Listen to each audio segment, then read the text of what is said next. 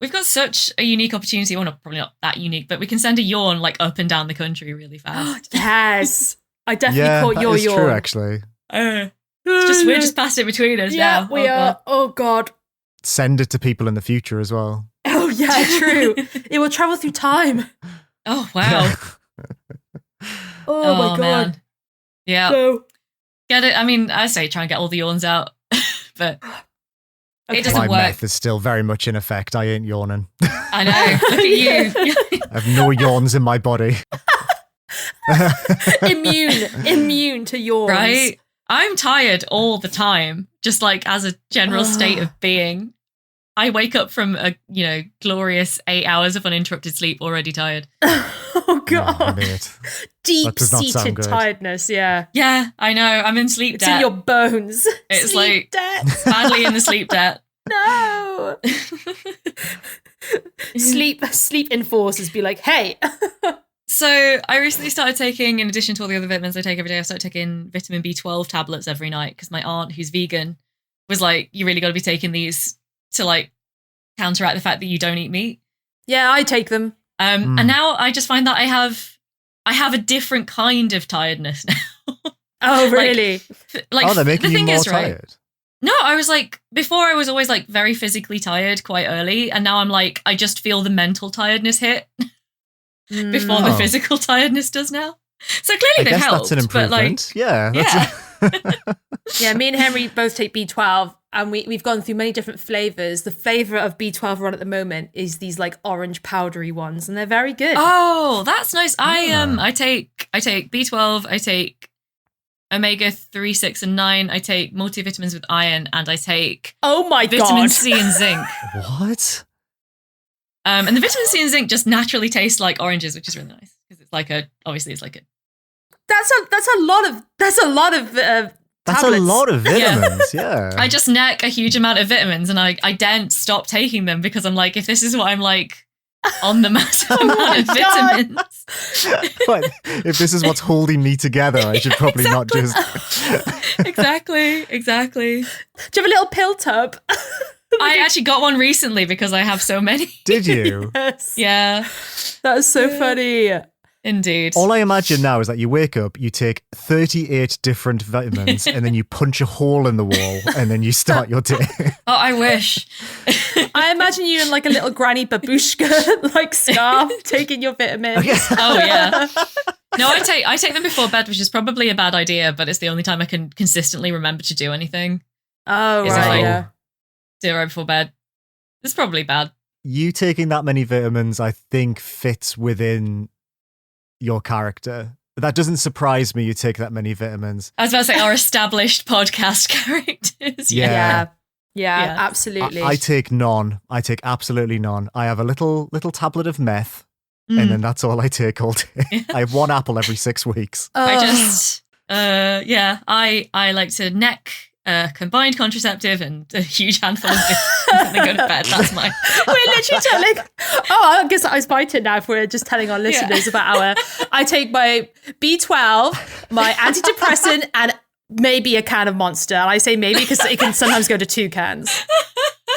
Oh, so the maybe isn't no Monster, the maybe is more than one. Maybe is the amount of Monster. Yes. I was about to say, like, I don't remember saying that we should put this in the podcast. I mean, we can. It's a kind of a good bit, honestly. I'm predicting that no one listening will be surprised by any of this. I know, we're all so consistent and on brand through our entire... everyone adopts like a persona when they're doing something like this, right? But ours is so heavily based on our real stuff. Yes. Yeah, this is no character. This is us in our rawest form.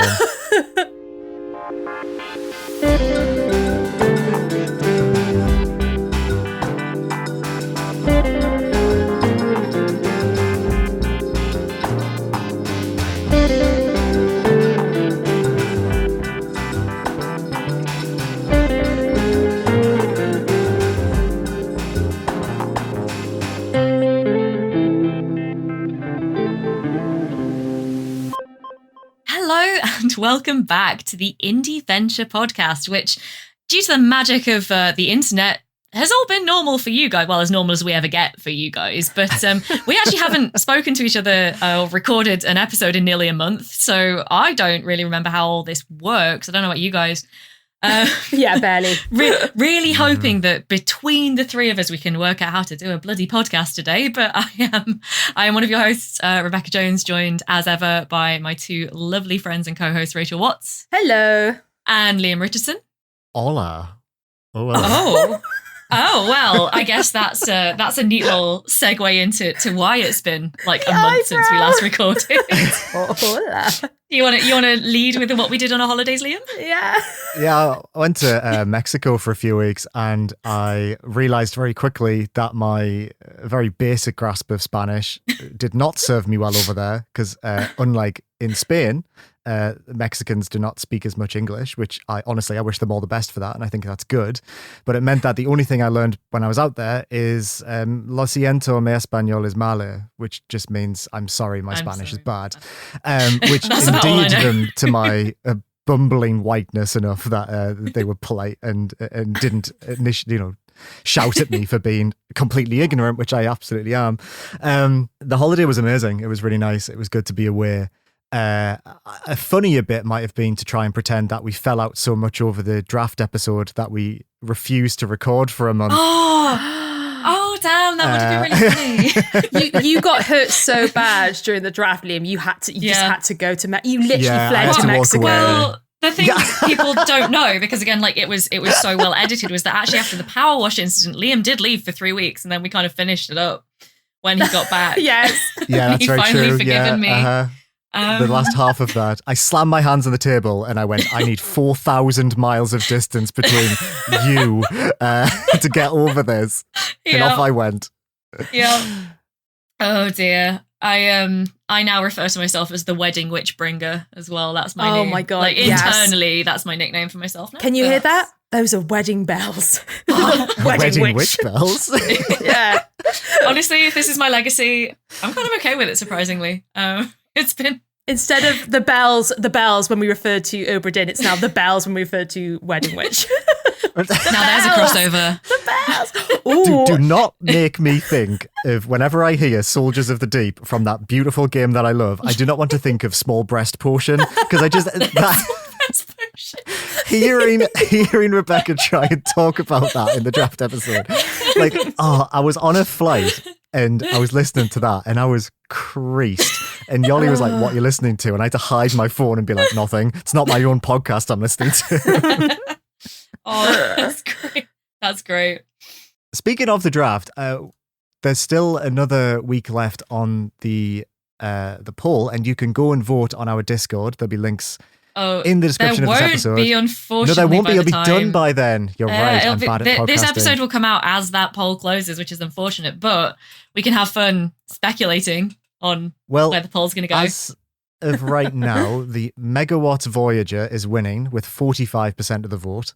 Indiscovery is right on its tail with 39%, and the Empathy Machine, or the Wedding Witch box, is 15%.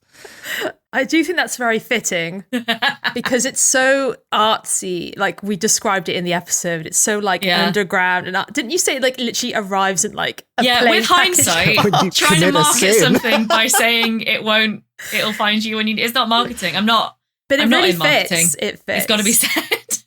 And like the corporate sellout who put her surname in the title of the fucking console. Oh, it's so good though. Yeah, I mean, I know who's getting poached by PRs for this. It's not me. It's like, no, just do something really evil and wait. I'll find you. But yeah, it's really close. The vote is close between Discovery, god damn it, and the Megawatts Voyager. Only 2 votes separate us. Ooh. I hope you know that writing up that episode was a nightmare because of your decision to call it Indiscovery. I had to like Control F the right and wrong words so many times just to make sure. Like most of my attempts at humour, it was poorly thought out and affected other people more than I expected. It was fantastic. It's so funny. Always it just kind of broke my brain when I tried to write it up. Incredible. So yeah, I mean, do you want to talk more about Mexico? Because I was down to hear more about Mexico. That was awesome. Mexico, it's bloody brilliant. It's hot. The people there are so nice. Like everyone there was so lovely. And I think it's just because we weren't American. So I think they were just quite excited by that. And Whoops. the food, like you think if you've been in this, like you've been in the UK, you've had like good Mexican food. I thought I'd had good Mexican food before I went there. I've never had good Mexican food. Mexican food over there is just absolutely incredible. Like when we were went to Southeast Asia about 8 years ago, and we were quite young, and you know, street food is such a huge thing in Southeast Asia. We were like, oh, almost like too nervous. I definitely was too nervous to like eat there. So one thing we've said to each other is like, right, if we ever go somewhere with like a big street food culture, we're going to try and make sure that we do it right and properly. So in Mexico, we were just like, okay, let's go out. Let's find like a little taco place that's just full of locals and just eat there. And we did that a few times, and you'd be getting like a plate of tacos for like £2. You get like 6 tacos on a plate. Ooh. And they'd be like the tastiest, most delicious like pork tacos you've ever had in your entire life. And they just give you like a big like tray of salsa and coriander and onion and tomatoes, and you just like sit there in the heat eating tacos and drinking beer and just being like, yeah, this is the absolute life. Oh, that does sound lovely. It does sound good. It was absolutely divine. I drank so much Canada Dry ginger ale as well, which is not a Mexican thing, but like I drank so much of it. I ate so many M&Ms for some reason. Like every night I bought a pack of M&Ms.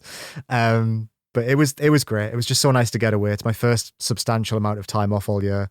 And I didn't play any video games. I just read a load of books. Yeah. Oh, congrats, man. Chilled in the sun. And yeah, it was divine. And then I came back, and it's -2 in this country. It's bloody cold in the UK at the moment. Yeah, I don't know. Cold. When this comes out, it'll probably be 16 degrees again, but we are recording this a couple of days after the first snow, which I got where I live. Did you guys kind of miss it?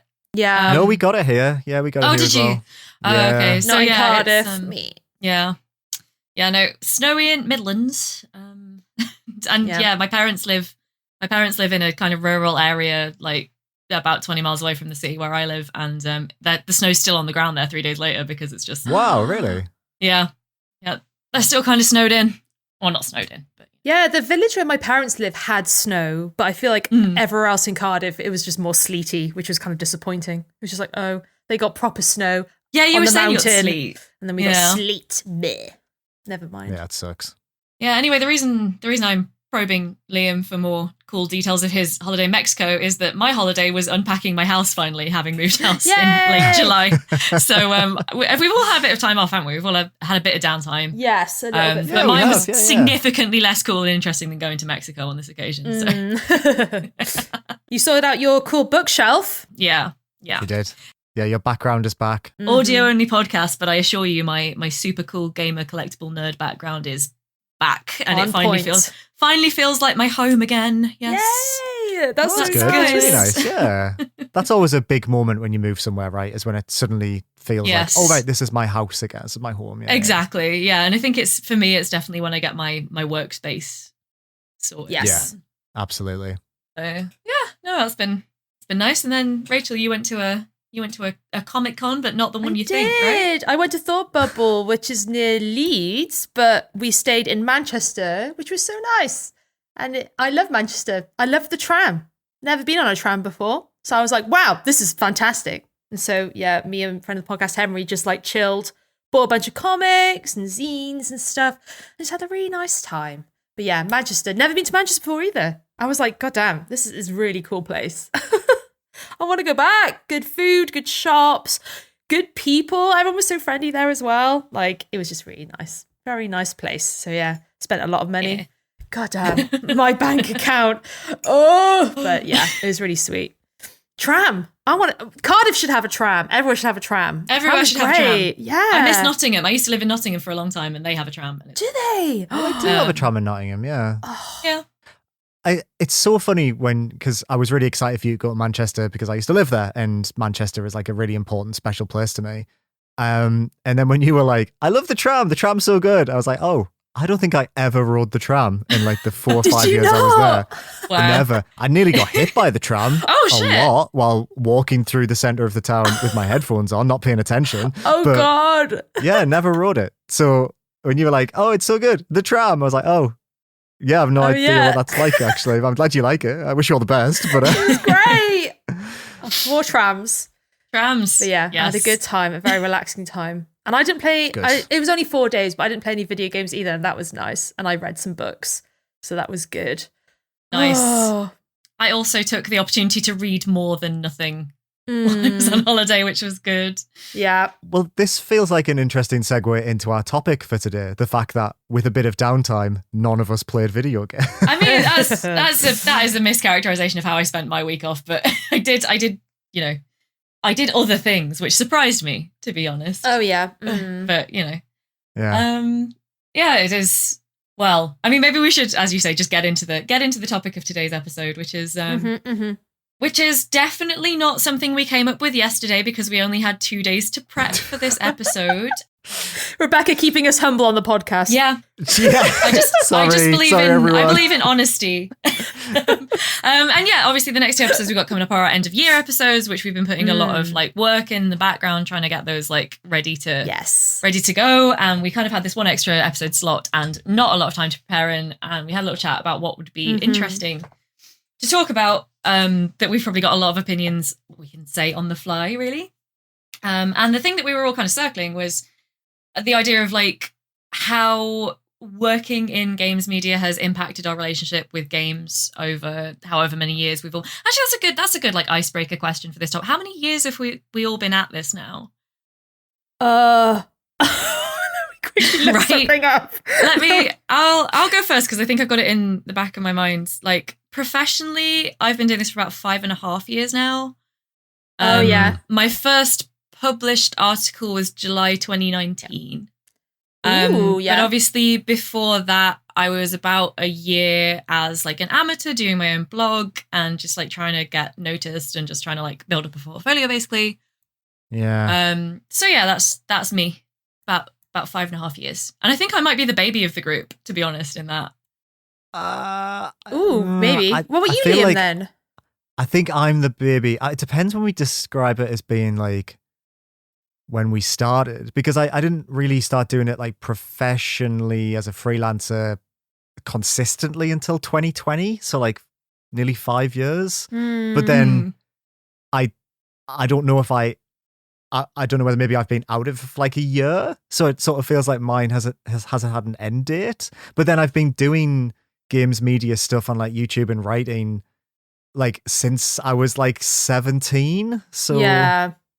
I don't really know when to start it. It's a bit nebulous and woolly for me. It is kind of nebulous, I agree. But I think that's an answer in itself, right? Isn't it? If you're like sort of hobbyist, like, you know, semi doing it since you're 17 and then about like 4 or 5 years kind of professionally, which is so weird because I feel like, you know, you're held to a standard of professionalism before you can even start because of the nature of the beast. But like, you know. Yeah, because with me, I wasn't paid for the first couple years, but I wrote I pitched to websites that published my work. Yeah.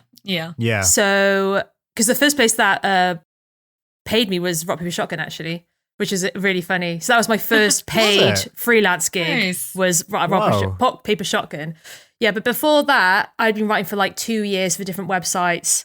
But I think for me, I'm probably coming up to my 8th year. So like eight and a bit years. Oh, dear. So yeah, that's quite a lot of. That's a lot of years. That's a lot of years between the three of us. That's quite a lot of actual like years. Time spent in games media and working in various capacities in this industry. And I am constantly really fascinated by just thinking how that kind of any monetizing your hobby is bound to change your relationship with that hobby. But I'm also like, I think it's an interesting discussion to be had about like how, I mean, like my initial idea for how to approach this was like a day in the life or a week or a year. Like how do we consume games as people in games media? So should we start with that as a sort of thought exercise? Like, yeah, absolutely. How, because like I'm thinking about just looking at like today, for example, for me. So today is a working day for me. I'm, most people probably already know this, but I'm I'm on staff at a gaming website, VG247. And so I do like a 9 to 5, although it's a little bit like as and when sometimes depending on the needs of what's going on in the industry. But today was a pretty normal day. And for me, that means that personally, for myself, like when I get up at the moment, a thing that I'm doing, and this is really sad, but bear with me, is Okay. I play about an hour of a Hoyoverse game because I'm covering them all and I'm just a little bit behind on some of them. And I find that like, because a lot of it actually, my partner has kind of pitched it this way to me and I feel less bad about it now, because a lot of it is like maths based, because you have to work out like stats for ascensions and like level up materials and stuff. It's kind of like doing a Sudoku first thing in the morning for me in a way. It's just That's like amazing. You spin up your brain doing like this little like math exercise. And then after that, I try to do, and I did manage to do it today, about half an hour on like an exercise game as well. So like my morning is very gaming heavy at the moment. It's not always this way. It kind of changes depending on what I've got on. But those are things I've got at the moment. And then in my day job at the moment, I'm covering The Sims 4. So I didn't play much of that today, but I checked in for about half an hour to check a few things. And actually that's the gaming that I've done today. I always feel... What is your exercise game at the moment? So mostly I play Ring Fit Adventure. Nice. But very recently, as in last week, I got a copy of Fitness Boxing with Hatsune Miku, which I have started mixing in occasionally for a bit of variety. Love that. I feel like Hatsune Miku, like her CV is absolutely like I know, reams of pages long. Like I know, right? That Vocaloid like has had a career. She's a career woman. Yeah. She's like stacking up against Barbie for the most employed woman of all time. Absolutely. Yeah. She does fitness boxing. She's a singer. She made Minecraft. She wrote Harry Potter. She's incredible. Busy lady, really. busy lady. And yet she's so nice when she's my fitness boxing instructor. She says such encouraging things. Oh, that's actually really That's cute. nice. It is adorable. It is adorable. So anyway, genuinely, I was just saying as well that like you appreciate how good Ring Fit is when you've played some of the other exercise games, because like fitness boxing is good, but Ring Fit is actually, it's not flawless, but well designed as an exercise program. And like, so just randomly singing the praises of Ring Fit, not the remit of this podcast, but a little recommendation. So that's kind of like a typical working day for me. That's a weekday during work time. And in the evening, if I wasn't recording a podcast and if I had the energy, which I usually don't, I would probably be playing a newish game that I wanted to be able to work into my like game of the year contention. That's what I try and do with weekday evenings. And then on weekends, it's like I actively, and this is probably how I've managed to retain some sanity over the last 5 years. Weekends and days off, I try to actively avoid the hustle. And like play something that is not anything to do with the podcast or with work. And I actually went and looked at what I'm playing at the moment on weekends, and I realized that the 3 games that I'm kind of playing at the moment are all about 3 to 5 years old. Some of them are things that I've covered in the past, but they're not things I'm covering now. And I think like that is really key to kind of retaining your love for the hobby, even when... But it's interesting, right? I don't want to get like too much into this because I want to hear about how like you guys manage your time.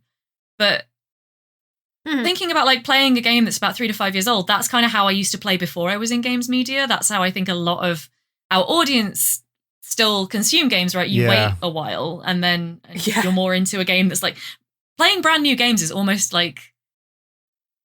exclusively the kind of remit of games media in a lot of ways. I don't know.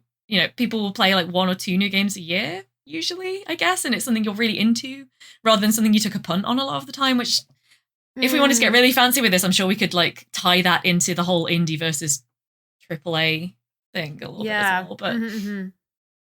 But yeah, I just, what do you guys, what's your day look like? Because I only ever see you guys when we do this, which obviously like disrupts that pattern of like how we normally conduct a day. Why don't you go, Liam? I can do. I think I can maybe give two answers because obviously out of the three of us, I'm in a unique position where Yes. I don't work in games media anymore. I work for Greg's and have done for over a year now. So when I was, thank you. I now officially work for Greg's. It wasn't a permanent contract, but now it is. When I was I'll speak more from what it was like when I was full time. When I was at RPS, my day would be wake up 7, 8 in the morning, try and squeeze a bit of podcast editing for Indiscovery or other things like that before work.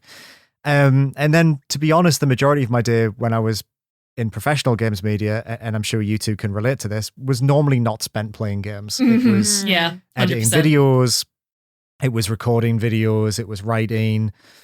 And if you managed to squeeze in time during the day for a game, it would normally, in my case, it would literally just be, okay, I have to do a video. I've recorded a chat with someone about a game. I'm going to have to download this game and just play 2-3 hours of it to get enough footage to put in a video. And then that's my relationship with that game done. That I had a lot of that at RPS and at Push Square as well. You know, I would play pretty much every new game that was coming out on PC because I was the only video person for about an hour or two. And it does put you in this weird position where I was downloading things like The Cycle Frontier. You remember that? No? Yeah, No? vaguely. Good. You remember that? Vaguely. Okay.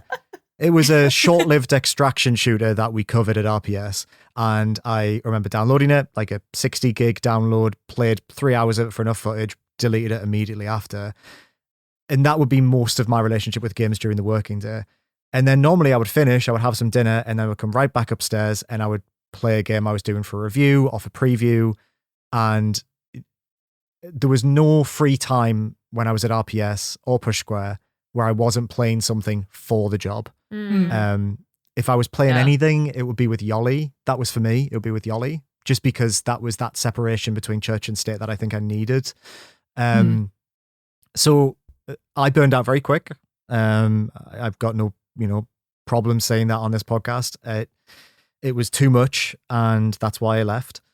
And now my relationship with games has changed massively, and we can dig into this a little bit more. But in comparison, now I wake up and I normally read for half an hour. I try and keep away from screens as much as possible. I'll then start work. I'll do a day's worth of work. I'll finish work. And then normally these days, the games I'm playing is a bit of a healthy mixture between 3 different sort of like buckets of stuff. There's a bucket of stuff that's just Liam bait, like when I played 60 hours of Fallout 4 over the summer. There's a bucket that's stuff I'm playing with Yoli, and there's a bucket of stuff for this podcast. And what's nice is it doesn't feel like the sort of, I don't want to say obligation, because what's nice about this podcast is playing games for this has never felt like obligation, which is why it's so different to when I was in games media professionally. But it just feels like a nice balance between the 3. I never feel like I'm like, oh, I wish I was playing something else other than this right now, which sometimes did used to happen. So yeah, kind of in a unique position where I think being in games media as well changed a pattern of behavior I'd had before that. And maybe we'll revisit that later. But yeah, Rachel, what about you? So yeah, I guess mine is a bit unusual because it's freelance, but I don't think mine has changed too much from when I was on staff to freelance work, which is interesting. Just because even when I was on staff at the like places where I've worked, because I've never really had, unless like a really big game came out and everyone on the team was like, had to play it and had to have a take or whatever. I've usually, my relationship would be play a bunch of games, and if there was an angle, then I would write about them, unless it was review. So it'd almost be the reverse. So I would play a bunch of games and then either write about them or find an interesting angle, or was even given a game and then being told, find an angle, interesting angle about this game, find something, then write it up. And with freelance, it's almost kind of the same as well. I'll get into reviews in a minute. But in terms of I just need to play a lot of games, because the more I play, the more opportunities I have to pitch to websites, or if they're looking for something in particular, I can be like, I've played that. I have a good knowledge of that genre or whatever. So it's kind of the reverse. But then if it's like, so sometimes my week, if it's not a review game, I will spend like a lot of time is just playing games. So I would say a normal day for me might look like not a review week, because a review week would be play the game as much as you can within 3 days and then try write the review within a day or two. So that's totally different. But if I'm, actively pitching to places and I have time in the week, it'll be divided into playing a bunch of games in the morning, writing in the afternoon, and then also like trying to work out where I'm fitting my permalance gigs in. So like my work for Thinky games. But like almost every day I spend the first couple hours in the morning, like either putting 2 hours into an indie, or like just searching indie games and just having a look what's coming out, prioritizing what I want to play next. I have to be quite tactical. And it's good if you have like quite a good sense for like if something's going to be like a banger or not. Because then I can just be like, right, I'm going to prioritize this, and I know this will land at other places, because like you just get a vibe with some games, right? So like with 1000X Resist, play the demo, I was like, I need to play this game as soon as it comes out. So when it came out, that was my priority. I was like, I need to play this game is my priority. Of course, with indie space, anything could be a smash hit. So that is really interesting in that I just need to get through as much as possible, as quickly as possible, so that I can then make as much money as possible from that.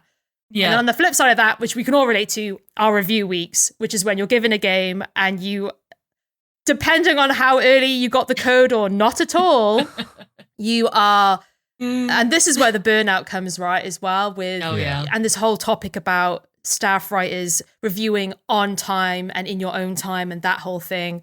Yeah. And so let's just say a PR, you get the code in Monday, review is due Friday, depending on how long the game is. You could literally be spending 9 a.m. to 9 p.m. playing a game for 4 days. Are we getting flashbacks? So sorry. Yeah. We're all getting Do you know what's really funny about you saying, just like, I'm not getting flashbacks. What I was laughing at there is that by the end of my times in games media, if the review was due on Friday and I got the code on Monday, I would have thought, wow, I have a bit of time to play this. I know, like, right? It is a little like wild. Yeah. Like normally it'd be Wednesday or Thursday the code would come through. Let's be fair. So, if it's not on launch day as well. But sorry, I didn't mean to derail you. No. Well, I think indies are, when I was reviews editor at RPS, I feel like indies were way better at this than AAA for a number of different reasons. Yeah, that's 100%. So at least with indie games, like, oh my God, I think Animal Well this year came in a month before, because and the actual criticism and the criticism that came out of having this game, journalists and critics like really get their teeth into this game was astonishing, because they had a month to digest it. Yes. And like some of your other AAA, which on purpose definitely gives journalists like the day before. Yeah. Or when they specifically choose outlets. Oh, that's a whole thing. Anyway. So my week is normally determined by, what gigs I've got going on. But I have to, my bottom line is I just have to consume as much as possible. Which is like, I'm sure that's going to be my narrative for this episode, is that yeah, I know we like joke on the podcast about like, oh, Rachel, you play a lot of games, but it's like I literally need to. Yeah, like if I didn't, I couldn't make money. So it's almost, for me, that relationship is interesting. It's so interesting that to frame it in that way, because I was thinking of it when I was talking about like the outline for this episode, is like, obviously I'm on staff and you're freelance, and Liam, you're kind of doing something else, but still, doing bits of freelance and like this as a side project on the side of that. But actually, I do think what area of games media you're working in has a huge impact that I kind of forget about, because I'm a guides writer, right, on paper, and that is still like my focus, but I do a bit of everything depending on the call, because at the moment my team's like really small, it's like 7 people, so we all kind of do a bit of everything. But in terms of having done a bit of everything, like guides as my main gig, the call in guides when I started out, and now I'm really happy that it's moving kind of back towards that, is to be very, very knowledgeable about a small number of like long running games. And that's kind of where I thrive. And that is why when I say like, oh, I'm working on Hoyoverse and The Sims 4, like knowing those games really, really well is a huge part of what you do as a guides writer. And so I'll be like, oh, I played, minimum 10 hours of Genshin Impact this week just to keep on top of it. And that's a very different thing, right? Because there's almost like guides writers often aren't exposed to as many games, but also there's been a kind of shift in how guides work over the last few years, because for a long time, it's been the case that it's like, okay, you play every single new game to completion. And also you keep on top of your live service work, and you keep on top of like your special interests. And it's just like, it's sort of occurred to people lately, I think, that doesn't work. Guides writers have a huge rate of turnover, and it's because you're essentially doing like 3-4 different jobs. And so it is kind of moving back towards like the on-staff people having a specialism, which is really welcome for me as well, because I'm like, a lot of guide writers are like 22, 23. I'm 34. I just don't have the energy, and I have things, I have like family commitments and life commitments that maybe a person 10 years younger than me wouldn't.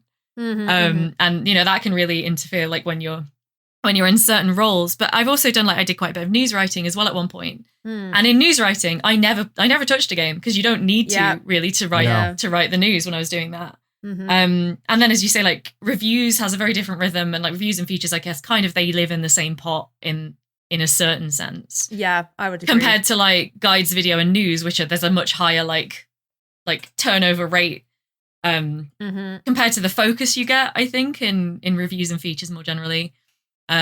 Yeah, but absolutely.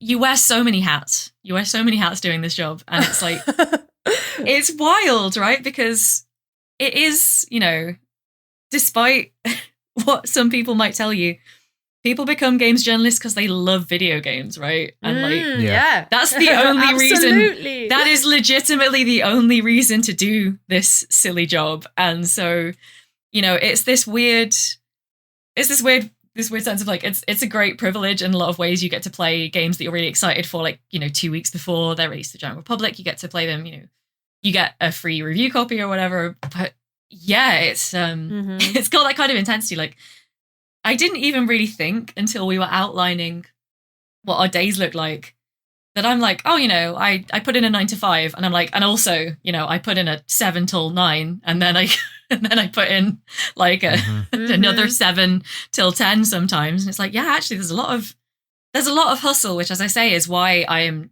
really very consciously keeping my weekends and my time off very separate from work these days. Yeah. Because the burnout is so real. I think I differ a bit, because I really enjoy long hours playing like these indie games, especially like I will play them in the morning, then I'll do some work, I will play them in the evening, I'll play them on the weekend. But that's because it's like I don't know, I think my relationship is like, because of they're all different, and it's like I'm getting a different experience each time, and I'm not doing it for review. I have to play like a 60-hour RPG that I fucking hate, or maybe Golem, which is 20 hours, and I fucking hated it. So I just like, for me, it's just, I just love it so much. Like, even when I went to Manchester, I read a lot, but I brought my Steam Deck with me, and I thought about playing it, but it was just, I didn't download Rise of the Golden Idol, and I really wanted to play that. I didn't download it for some stupid reason. Anyway. But it's like, I fucking love playing indie games, and like, I would do it all the time. I just love doing it. I just can't help it. I don't get up in the morning early enough to fit an hour or two in. That's wild, but I understand why, there's a need for that. But I just think, it is a bit different. Because I've never worked guides.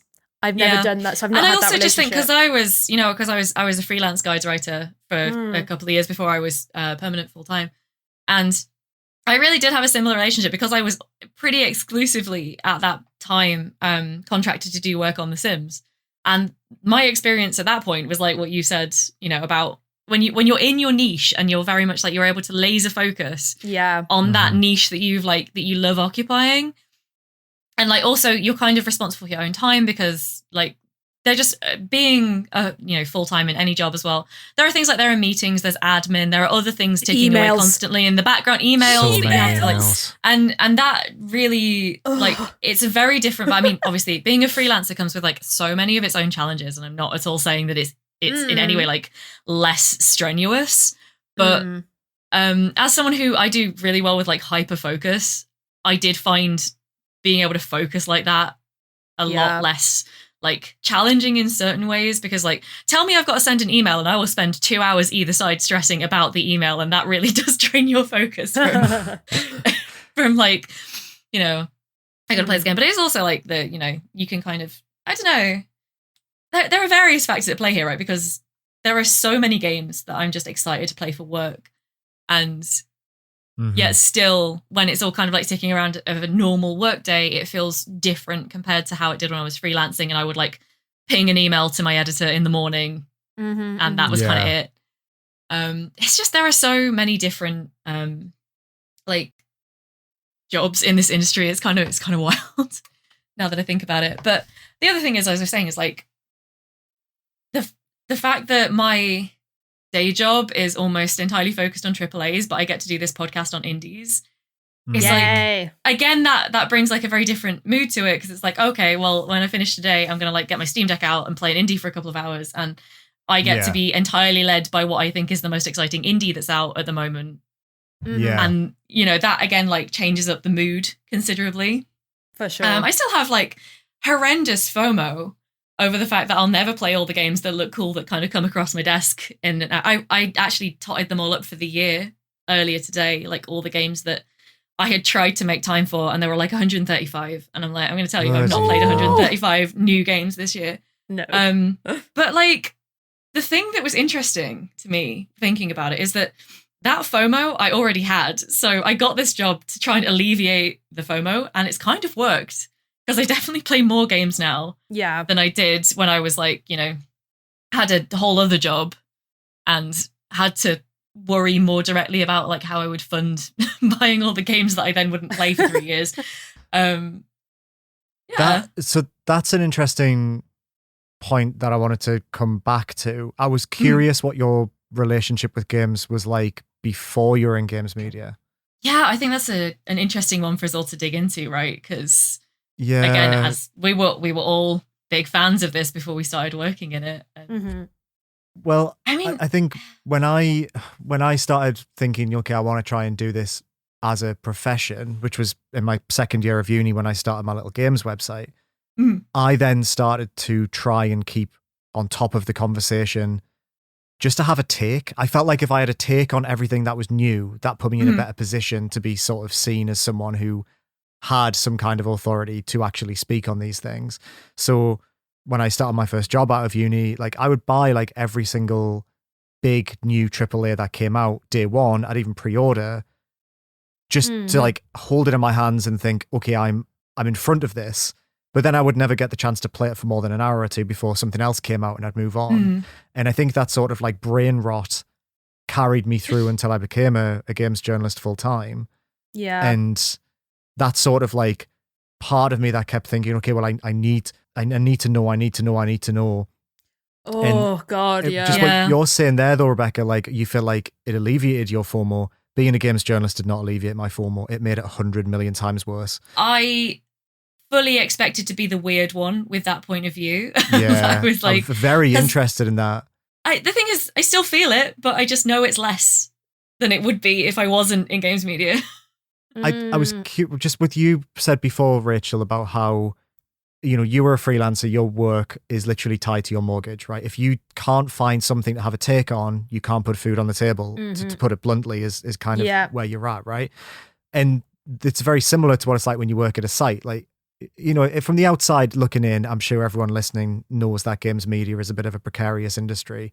Like, the ship doesn't feel any less rocky when you sat inside it. Like, when you're saying like you have to find the thing to have a take on, I mean, when I was on, you know, making videos for YouTube, that was all I did. I'd wake up on a Monday morning and I think, Christ, please, is there something that I can do this week that will get more than 1,000 views? And that is a mindset that is so hard to get out of. And I'm just curious how you two think, because I feel like I'm still in it and I have to really fight against that with this podcast. Like, it's really hard for me to sit and think, okay, we're going to talk about what we want to talk about. It doesn't matter if people listen. And it's great and it's very refreshing and it's cleansing. But how do you two feel the SEO minded sort of, we need to be the people who are in front of the conversation, you know, mindset? How has it affected your relationship with games? So I think with me, I was, even before being in the industry, I was never really into AAA. But then when I decided I wanted to start writing about video games, I did feel a need to become more informed. So, and then also joining a team and being a woman, I felt that not only did I need to be informed, but I needed to have opinions that, like, I need to be part of the conversation. And I think as the years went on, I gave less and less of a fuck, because it was like, well, I'm an outsider anyway. Why am I trying to play these games when I'm already alienated? Oh God, it's a freeing moment though, isn't it? Yeah. So for me, it was very much like, do I want to play the first Red Dead Redemption? No. Will I play it? Yes. I fucking hated it, and I was just like, I don't know why. I'm sure it's a great game. It's just not for me. And so it's that mindset of, I want to be informed. I want to be a journalist in that I need to have a base knowledge. I have a base knowledge, but it's also this idea that because I felt so ostracized, I just went, fuck it. If even when I play these games, I'm not good enough. So why am I playing them? And so, like, for me, it was very much like early on, I just had to make the decision of like, I'm just going to be the indie girl or the cozy gamer. All the men I worked with would always dub me the cozy gamer, be like, oh, you like cozy games, right? You like The Sims and Animal Crossing and all that, right? Even though, I mean, that is true, but I liked so much more. But this box that they felt that I was satisfied with, well, it satisfied them and their perception. Yes. I was about to say. As soon as this SEO stuff, it does become more important when you like become an editor, or you have to like control the perception and narrative of a site. But when you're a young writer, like on staff, like working it out, I think it is different. Like, obviously it's great if you play like all the best games and everything, but there's so many times where I've been like looking for someone who's really into FIFA or like super into a series of games. Like, you need to, it's speciality matters more than playing all the biggest releases, but there's pressure to do it. Of course, there's pressure. Oh my God, there is. I just went no. I said no. Aries energy. So true. I just went no. Aries energy. It always became great because whenever they'd bring up, I don't know, Command and Conquer or something, and I'd be like, never heard of it. Yeah. And they'd be like, excuse me. I'd be like, it's a great moment. I've never played Half-Life. Sorry about it. Like, became the villain. This is the thing, though. It's like, I think it's true. I think there's this thing when you're in this industry and there's this like pressure to be like, oh, you should be everything to everybody. Everyone else is doing it. And once you realize everyone else actually isn't doing it, they're just flailing as hard as you to look like they do. And also it's like, it's okay to be a woman who likes cozy games and doesn't really like Call of Duty as well. Like, that's it's all very freeing.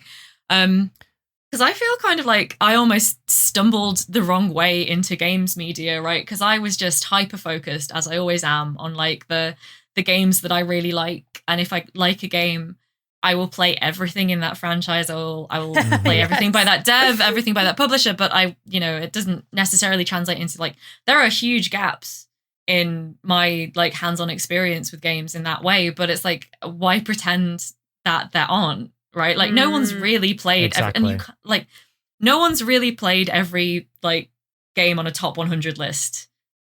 Unless they've seen the list and then set out to do it, they've not done it. I swear. And once you kind of realize that like it's fine to have a niche and like working around those niches is like a good thing. Yeah. It does become like a very nice and freeing moment. But like for me, I think that I was just interested in stuff. Right. And that's where it all came from for me, was I didn't really think about becoming a games journalist until I was in my late 20s. But I liked the games I liked, and a lot of them were popular enough that you could get some traction writing about them and like pitching ideas about them. And I liked games media and I liked the games industry. I was just interested in all that stuff. And I just kind of followed my interests until I ended up here somehow. And now people think I'm going to know a lot about SEO, and I know more than I want to, but I'm not like, I'm not some sort of like SEO leading genius. I'm just like, I kind of know how the system works well enough to try and, figure out how to do what I want to do within it. It's being a good writer comes first. I don't have a passion for SEO. 100%. Let's put it like that. It's not like I'd rather hire someone who can write really, really well and has interesting takes, maybe even outside of games, than someone who has played every single fucking game but can't string two sentences together. Yeah. Like, that's just how it is.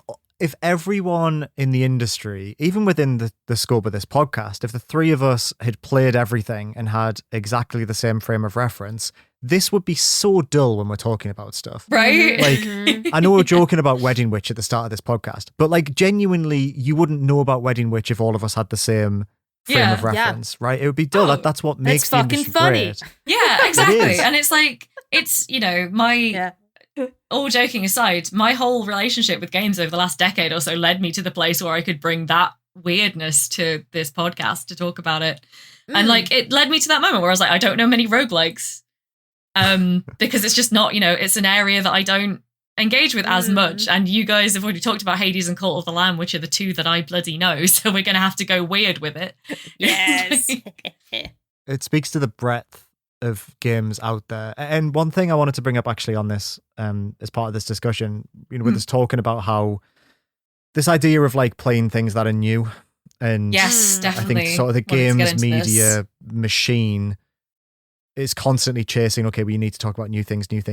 But then you said earlier, Rebecca, you said most people listening, and you yourself, that's not how people engage with games, like normal people. Can I read out some stats that I found that are absolutely bloody fascinating on this? Please do. I love stats.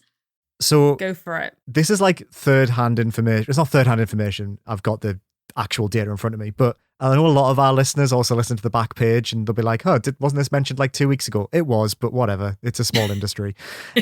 So this was brought to my attention via Ryan Rigney's Push to Talk newsletter, and it's referencing a series of reports published by a website called Newzoo.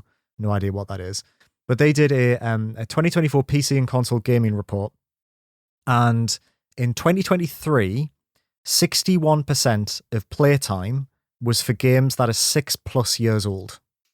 Ooh. 16%. That's big, right? 16% is games 3 to 5. 23% is games less than 3 years old. Now, I'm going to break down that 23% of playtime. Remember, 23% for the last 3 years. 60% of playtime within that small 23% are from annual franchises. So Call of Duty, FIFA, NBA, stuff like that. So about that small fraction of new games, 15% of that is already gone on, you know, existing franchises. So that means that in 2023, of 100% of playtime, only 8% went on new games. And by new, I mean games for the last 3 years. And of that 8%, oh my God, 4.5% of that, so just over half, was just on Diablo 4, The Wizard Game, Baldur's Gate 3, Elden Ring, and Starfield. So that means that in 2023, the percentage of time played on games that were, again, within that, we're talking 3.5% of all playtime was on every other game that came out in those 3 years. Every indie, every AAA, that wasn't the big five that I just mentioned there. That is the tiny amount of time that people actually spend playing the games that games media focuses on all the time. Most people, 61% of the people who are playing games, or the 61% of the time spent playing games, was on stuff that came out pre-pandemic. Oh my God. Oh, that's how I bet that percentage people, is all journalists as well. Oh my God. That tiny only amount. Journalists are playing games as release day. It does kind of feel like that sometimes, though. It does. I genuinely think do. that does feel like. I mean, I get that, you know, a functional like cultural criticism media does need to be somewhat current, but I do sometimes wonder, because I knew that was. I've seen the roundups before. I hadn't seen the 2023 one, but I knew the kind of rough breakdown. Although 2023, that is wild numbers. And I do sometimes wonder if you know, in games media, we shouldn't be going back more to like, and that's one of the things that I like being able to do on this podcast is like talk about, you know, older games that have just caught my attention. It's nice not to have the pressure to kind of look at something and go, I mean, like I've had it before where I've been like, okay, this game just came out and I've like got a little bit of time between, the main pressures of my job, and I'd love to review this indie that came out. And it's like, oh, that came out 2 weeks ago. You can't review that now. Like, Yeah. And it's just like, it's, no shade on anyone. Like, we've got a business to run, and that's how, again, the pressures of SEO demand that we run it. But also at some point up the line, people made SEO, and it seems really like it seems like we're kind of funneling ourselves into practices that are unhealthy for the employees and kind of unhelpful for the consumers in a lot of ways. It can't go understated how much a Google update to SEO every website shits. Literally, I don't want to get into specifics because obviously I have a job, but there was a point last year where a Google update came through that very realistically could have threatened my job. Like, nothing I'd done, nothing anyone in my company had done, just Google completely changed the playing field overnight, and suddenly my job, which is like generally considered guides writing pretty stable, it's more that people burn out and leave than guides writers get let go. We're usually the last people standing if there's like a horrible round of, whatever the redundancies. Suddenly that was like flipped literally overnight. It is, and this is what we're saying, right? As you say, the instability, even when you're like, when you've got a permanent contract, it doesn't mean an awful lot when that can happen. But it's fine. We're fine now. We're all still here. I mean, that's the thing though, isn't it? It's like having something like this, which we would all be doing regardless, I think, of what our day jobs are, is just so nice to have because of that, and because we get to like be interest led and be weird and just do what we want. Do what we want, and if only 150 people listen, like 150 people listen, that's awesome, Love that.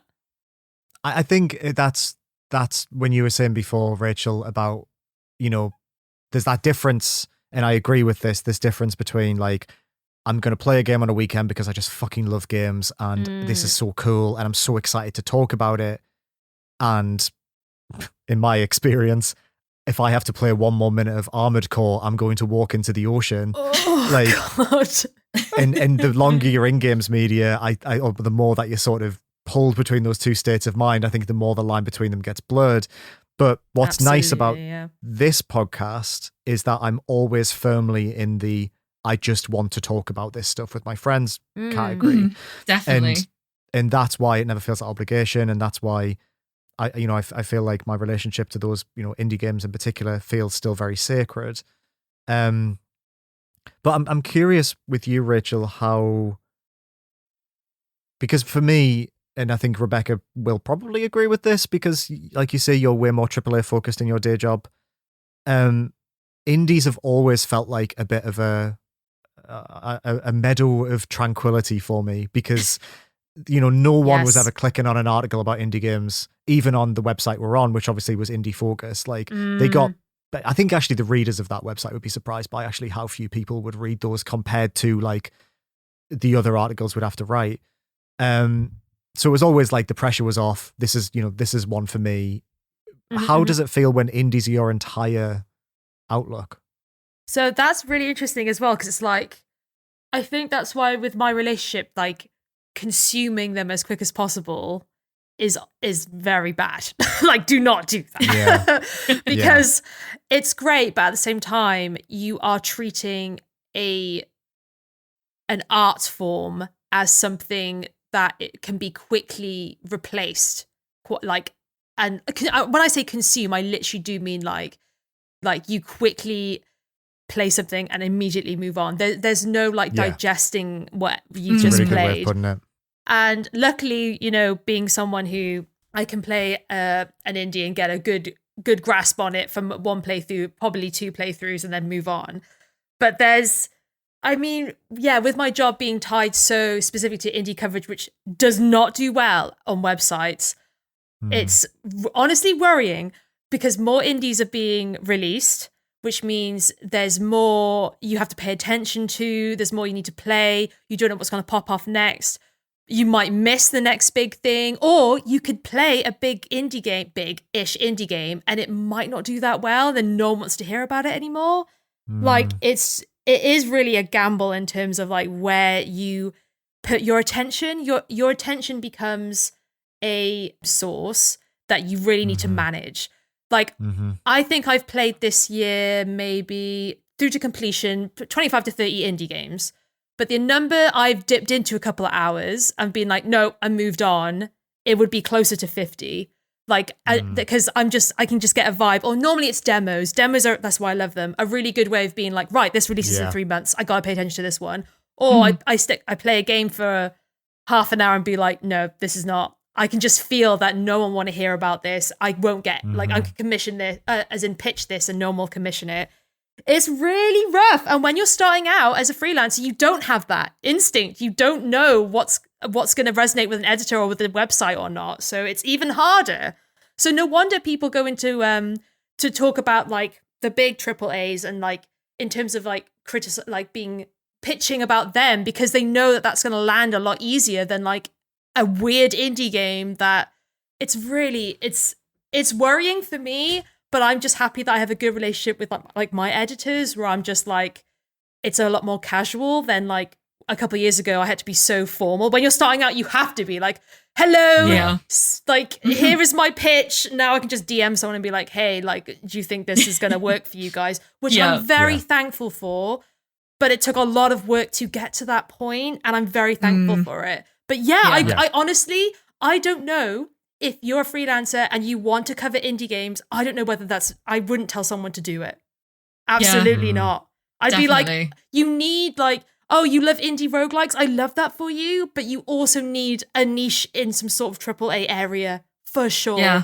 Because it's not going to work. Like, especially now with how many God knows websites closing down, there's less money. Oh my God, the number of pitches I've landed this year has halved because there's just no budget. The turnover is quicker. Again, even with AAA, actually, the time span in which people just move on from the conversation is wild. Yeah. I'm really glad that we got into this, because like part of this isn't like a completely random topic idea for this episode, right? I think it's going to feed really nicely into what we're doing in the next episode with a roundup for the year. And we won't get into it now because I think it is really, really germane to next week's episode. But like, the conversation, if you compare just the conversations in gaming between 2023 and 2024, the whiplash is wild, right? And that is partly, I think it's got to be due to the like amount of redundancies in the industry and that sort of thing, and just the shrinkage of team sizes on both the development and the criticism side. But yeah, it's just the mood is so different. Yeah, it's bitter. Everyone feels really bitter. Right? Okay, I'm really glad you said that, actually, because it's been driving me mad. There's no light behind the eyes. It's just so, but like we were also like last year, the conversation was very much like, it's been a rough year in terms of how many studios have closed, how many people have lost their jobs. But the art's been good. This year, everyone has been so damn grumpy. You could put the best game ever made in front of them, and like 99% of audiences and 89% of critics will be like, that was shit, wasn't it? What is wrong with us this year? Well, I wonder if that's sort of like tied in with the stats that I read out earlier. Like, is it just because the actual audience is shrinking as well? Like, the majority of people out there, like, maybe they're not playing the stuff we're talking about, right? It's quite possible. I mean, it's like, speaking of the stats thing, one of the things that blew my mind, it's not from last year, it's from a couple of years back, but Steam's most played game generally is still Team Fortress 2. Like, over time, that's still the thing that's completely dominating. And like Counter-Strike as well, right? Like, Counter-Strike gets like 1 million players at any given point, which is just crazy.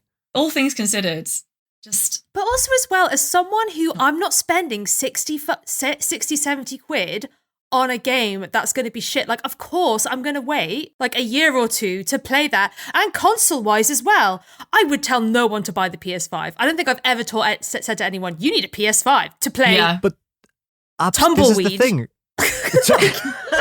Like, to play sequels to games that you can play on your other box. This is the thing. This is the thing as well. When I said before I used to buy every single game, I don't buy AAA games anymore.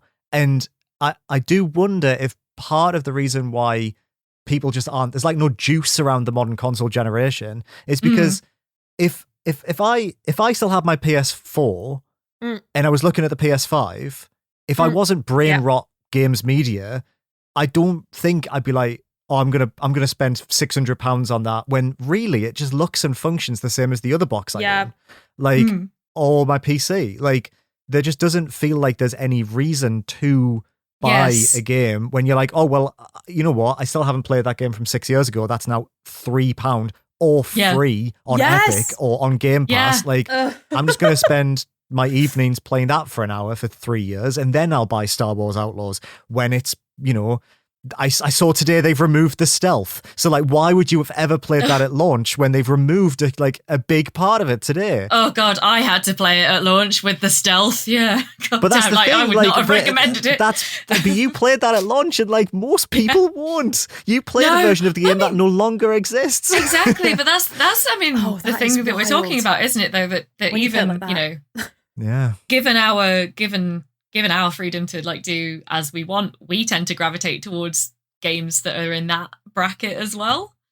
So it's like clearly, you know, that's kind of where, putting your consumer hat on, that's kind of where people want to be, clearly. Yeah. Do you know one thing that blows my mind as well? Who the fuck pre-orders a game? Who the fuck? I used to all the time. I'm so sorry if this comes off like weird. I don't know. I don't want to be weird about it, but like I do not understand why you'd pre-order a game. Why would you do that? You don't know what it's going to be like or how it's going to play. I've done it like twice. I've done it twice, I think, to the best of my recollection. But we know, Rebecca, that you're like hardcore into like a series, right? So that I understand. Yeah, I mean, I totally get. I literally, I will say, the other day, a game that I know that I want on launch, I was like, shall I just pre-order it? It's out next February, and I was like, shall I just pre-order it? And I looked at it, and I was like, I was there about to hit the button, and I was like, no, sod it, I'll just get it when it comes. What am I doing here? Why am I doing? Because like the only times the pre-orders that I've done, the 2 pre-orders that I think I've ever done in my life, actually maybe 3. I think I pre-ordered The Sims 2 way back in the day, so I could have a physical copy on launch. Oh, that was a different landscape of I pre-ordered Great Ace Attorney Chronicles on Switch because I knew that I wanted that downloading like the second. I waited for that game to come out in English for like however many years it was. I knew I wanted it, so I had that.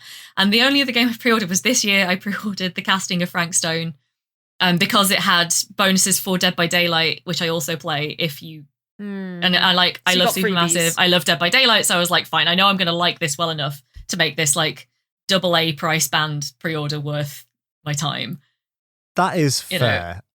And that's kind of it for me. I mean, 3. I must have pre-ordered over 100 games throughout my life. I used to do it all the time. But the reason I used to do it back then is because there was a genuine scarcity pre-digital downloads. That's true. There was so many times I would go to a shop on the day it came out to buy a game and they wouldn't have a copy. And then I'd have to wait a few months for them to get it back in. So that's when I used to pre-order. But looking back now, deranged. Why did I ever do that? Because what if it's bad? Like, that's what that's the thing. I get pre-ordering, but as I say, only if you have a reason to kind of pre-order it. That was the other thing with The Casting of Frank Stone, is it came out on my birthday. So I was like, hell yeah, we're going to download the game and have it on my birthday. And like that felt kind of special. But most of the time, I just would not be bothered with anything doing it digitally, pre-ordering a game digitally. It feels so pointless. I don't. Yeah, I know, right? It's like. Yeah, preload occasionally decent, but until I know preload details as well, I won't do it. But do people, like, this might sound incredibly like ignorant of me, but this is what I'm worried about with me as well. So go ahead. For my thing, so when you're saying you pre-ordered so it was downloaded ready for launch, like how slow is your internet? Because I can download a AAA game in about an hour. Oh my god, my internet is incredibly patchy. The Midlands, man, I can't begin to tell. Like, but I still wouldn't play. I still wouldn't do it. Do you know? Maybe I'm being stingy, but I just wouldn't. If I was like really into a series, I would just. Yeah. I think I would just wait because even now, like game releases and like there's like a bunch of patches that you. It's wild. Yes. I really don't. I think. I really do. I mean, I don't have that much loyalty to. I don't know, but maybe if indies were the same, like, would I pre-order Citizen Sleeper 2? Probably, maybe. Yeah, I don't. It doesn't feel like a very low. It's going to be like 180 meg on Steam. You're going to be able to download that in 3 minutes. Even right? I, with my Midlands internet, could get that downloaded. But this whole idea of like, do I trust this creator And I mean, this is one person or a small team. I can't imagine it with like corporations that take, maybe we're getting too into it now, but like can take the piss with what they actually put out. Like, I don't understand that loyalty. That's what I don't get. And you're paying £70 and you're getting what? Like a little plastic standee of your, like, no. Yeah, oh no, don't knock the plastic standees. I do love a plastic standee. Not that I've ever received one for one of my 3 pre-orders. That is a reason. Yeah, maybe I'm just ragging on, but I genuinely, I find myself in the odd position of playing. Those companies hate you. They don't give a shit about you. What are you doing? Why are you like? Oh, come on now. Yeah, I feel really strange because I feel like I'm devil's advocating for a thing I've done 3 times in my entire life. That's the thing. Like, we don't mean you. I know we don't. But it's really funny because I have Rebecca, this feeling she that means I need. me. Is it? Yeah. Why would you? Yeah, but like I'm more interested in the why of having done it a very small number of times than if I just did it unthinkingly, like all the time. If you get me. But it's because if you're in this culture of like, and this is where gaming, we are getting into it. This is where gaming like fully fits into that like capitalism, rot economy, consumerism is like the amount of times when they'd be like, well, you've got to pre-order it. It's the biggest thing ever. Cyberpunk 2077 is going to be the best thing that's ever happened. God. Your skin is going to look so much better. You know, your wife's going to love you again. You've got to pre-order Cyberpunk 2077. And I was like, I'll pre-order Cyberpunk 2077. Of course, I like The Witcher 3. And then like, you know, it turns up it doesn't fucking work. Separate point. I have like real mixed feelings about this whole idea that like Cyberpunk was a success story when I paid £70 for it in 2020 and I couldn't play it until 2023. Yeah, they say that. Who says that? They say that now. Well, everyone's. Is that the consensus? That's the narrative about Cyberpunk. Is that despite the fact that they released it in a shoddy, broken state, and like I feel for the developers. I'm not talking about the individual developers when I say this. I'm not ragging on the people who would have known. I've worked in software for since 2013. You know when something's shit and broken, and you have to release it anyway for business reasons. You know that. No one in that team was like, "This is fine," but that's the narrative now. The narrative is, yeah, well, they did it. They fixed Cyberpunk.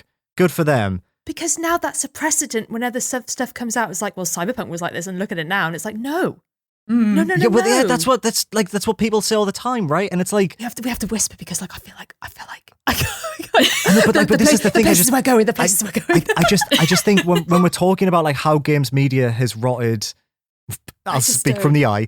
How games media has rotted my perception of games, changed the way I play with them to the point where I feel like I'm literally recovering from how much it like destroyed my feelings towards games in a healthy way.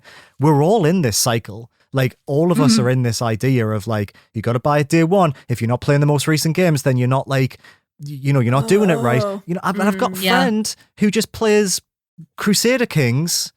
That's all he does. He just plays Crusader Kings, and he's like so happy. And when he asks me about games, especially when I was at like RPS, he'd be like, "Oh, you been playing anything good recently?" And I'd basically just like dribble and vomit and be like, "Wow, there's this new game that's come out, and it's really good, and it's got all these cool things. And if you pre-order and do this, it's got online passes." And he looks at me and he's like, "What the fuck are you talking about?" Like, my understanding of games is every 3 years I buy one on Steam. That's like £2, and then he plays it for 1,000 hours. That's normal. That's how people should consume media. But we're stuck in such a small bubble that no one, based on that stat, 61% of people aren't in. Right. They're off playing Fallout 4. They watched Amazon and were like, oh, this is a video game. Cool, I'll buy that. Oh my God. I feel like I've lost 10 years off my lifespan from this one conversation. Oh my God. That's the mood. That's the pre-Christmas mood that we were trying to create here today. Yeah. I think this has been such an interesting conversation. As ever, when we do these open-ended conversations, it just went some places. When it ends with Rachel and I shouting. It's been really interesting. I think it's like almost a catharsis. I need to take my hat off. Actually, this hat is entirely appropriate. I can't take this hat off. You've got to keep that hat off. Do you want to tell everyone what that hat says? The hat it's my podcasting hat. Video games ruined my life. Yep. I can't take it off. It's so real. Right. And it's like this, I don't know. There's a whole other, there are so many more conversations we could have, but I'm aware that we're running a little bit over where I was thinking we should probably move the conversation on. And do you know what it is as well that really fucks me? Sorry, just just fucking games. They're just video games. Right. They're just games. Just turn your computer off. Just go, just leave. That is the It's thing so that will easy to like do that, madden innit? you the most, isn't it? When like the sort of the spell breaks for a second and you're like, it's just a fucking video game. Why are we all so stressed? It's like, Yeah, Oh, doesn't matter. God. that is just the shocking moment. Like, yeah, something is broken. I suspect that many steps in the process are broken. My toes are curled. I need to uncurl my toes. My back. One thing that I think we can all say. Bye, We Liam. lost Liam again. Bye, Liam. Oh no. Hello, listener. My microphone broke, so we had to take a very small and well-needed break. And I think we got a little bit hot there in terms of talking about stuff. Before we move on, I'm going to direct this at you, Rachel, because I feel like out of the three of us, you may be the most appropriate person to ask this to. What would you like your relationship with games to be? Because you said before that you play games for like 20 minutes and then your thought is, no one's going to want to hear about this. Yeah. But as a guy who's willingly played a lot of Supermarket Simulator this year and has just been enjoying it despite the fact that it is, by games media standards, death, I'm curious how you'd answer that question. It's so funny because I've been playing a very similar game recently called Crime Scene Cleaner. Oh, Crime Scene Cleaner. Yes. And I'm loving it. And that's just for me.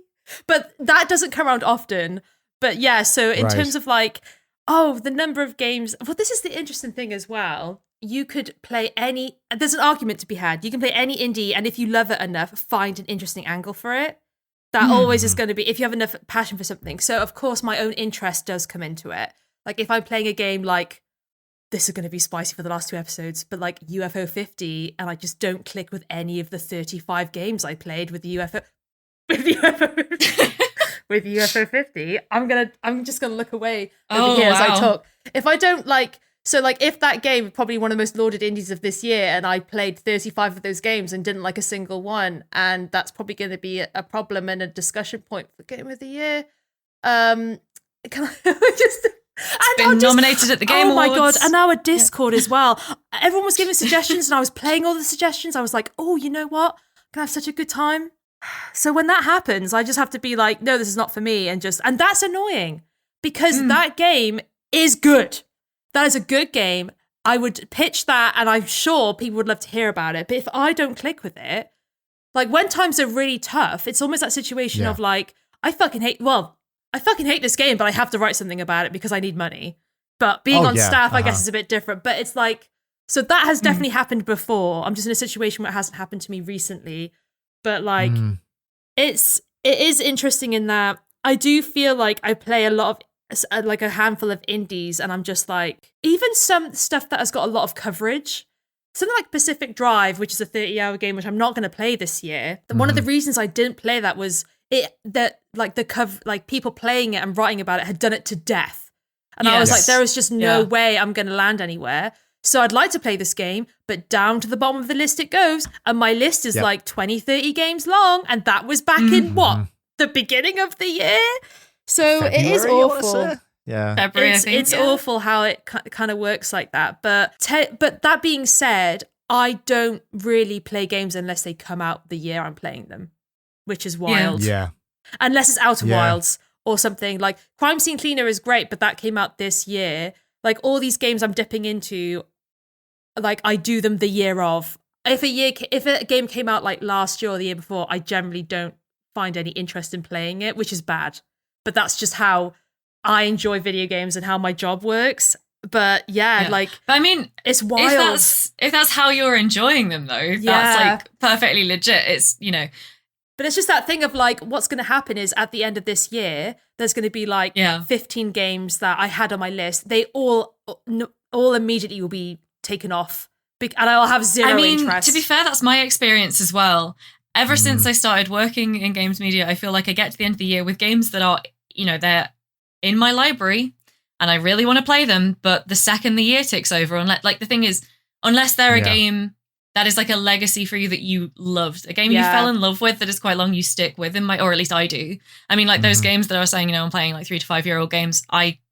Most of them I picked up at the time, and then they slowly found the way to the top of the pile because I enjoyed them enough to like come back to them when the moment was right to come back to them. But if I would say though, if like your genuine like enjoyment of the games you're playing involves playing them as they come out, that is valid. Just because it's not, it's not kind of how the median player consumes, it's not wrong. It's still a valid way of enjoying it. It's just unusual. And like, it's cool to have that unusual perspective on it, right? Yeah. And there are definitely games that I do. So like Vampire Survivors or Ooblets or Stardew. But it's like 5 games total. I hardly replay games. I really do not replay games. At all. I'd love to replay some games, but like that feels like an impossibility. If there's one thing that feels like completely out of my reach right now, it's replaying games just because I love them. But back at you, Liam, I mean, you've talked about it a little bit before, but like having left the industry, do you know, like, can you go a bit more into that? Like, how do you feel in terms of, to be honest, I just want to live vicariously through you. Me and Rebecca just want to live vicariously through right. You being like, oh yeah, I just chill now with games. Oh my God. I'll tell you a story from, was it the other week? A bus passed me, and on the side of it, it said Black Ops 6 out this Friday. And I literally stopped and watched as it drove by, and I thought to myself, I didn't know that. That felt divine. That felt incredible. That's like the bit in American Beauty where he's just filming the plastic bag in the hook. It's like the most profound moment. It's so good. I'm still very much on it with indies because of this podcast. And because one thing I love about this podcast is that we are recommending things that are new and like exciting. But in terms of like AAA, I haven't played any new AAA games this year other than Dead Rising Remastered and Paper Mario. And that's it. Everything else I've played has been like Death Stranding and Fallout 4. And it feels like stepping out of a fire and being like, wait, there was no reason for me to be in that fire. Like, why was I burning myself when, it's nicer to sit by it and be warm. Yeah. If that makes any sense. That makes so much sense. And can I just say, we're kind of at the point where we should probably move on to the next. I think that is the perfect way to end this particular part of that conversation. It's just listen to Liam, be like Liam.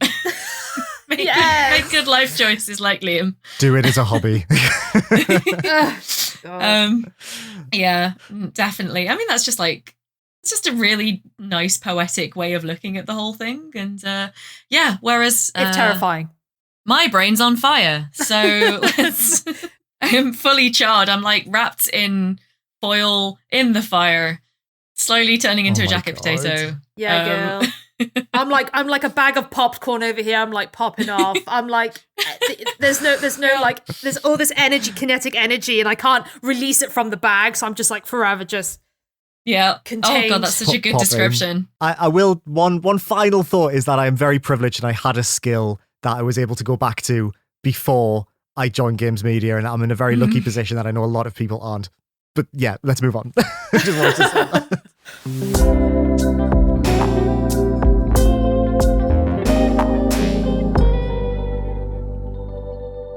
This is kind of a weird moment to say I think we should talk about what we've been playing, but genuinely I think we should talk about what we've been playing, because I think that we've all landed on is that indies are like a nice space for us.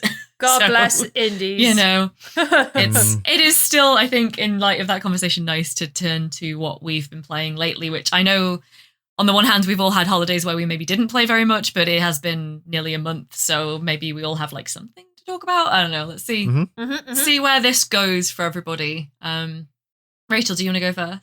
I've been playing The Rise of the Golden Idol, which I won't go too much into because I know, Liam, you definitely want to play it. And I know listeners will definitely want to play it. So I will absolutely no spoilers here.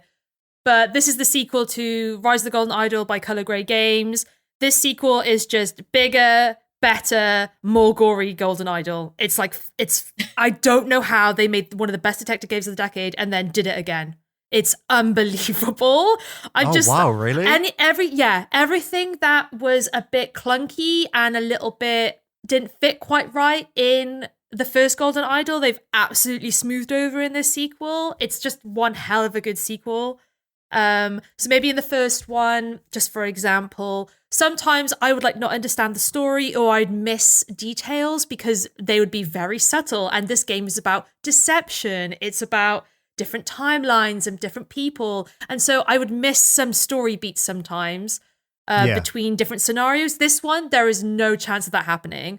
So in between each scenario, you then have like a mini mystery to solve, which is essentially acts as a summary of the story up to that point. Again, it's a fill in the blank. It's like 2 fill in the blank paragraphs, and it basically tests your knowledge of the story. Like, do you know what's going on? Who's who? What did they do? And why? And so that idea of like, this idea of like secret cults and like different characters and different time periods, like there's like no confusion here. Like, you need to understand the story to understand this game and be good at this game. And oh my god, it is more difficult than the first one for sure. And those in-betweeny bits are the hardest parts of the game, because the other thing that makes this one so great as well is that you really need to read a scene more.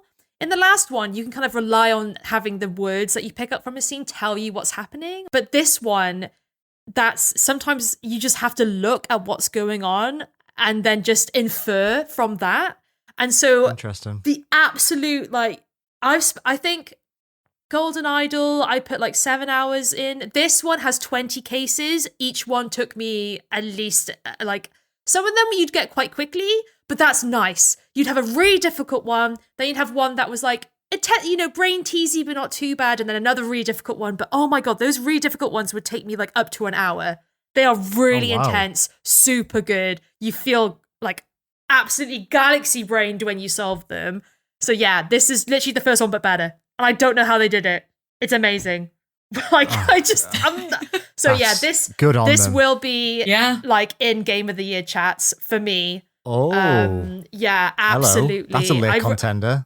I just thought, as a sequel, I was a bit like, if it's just more Golden Idol, that's fine. Like, I really like the premise, but no, it is better.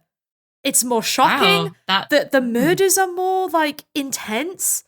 Like, oh god, it still looks horrific, but just like it still looks awful. But yeah, like I just really enjoyed Rise of Golden Idol. It's a one hell of a sequel. My god. Wow. So yeah, Rachel thumbs up from me. Hell yeah.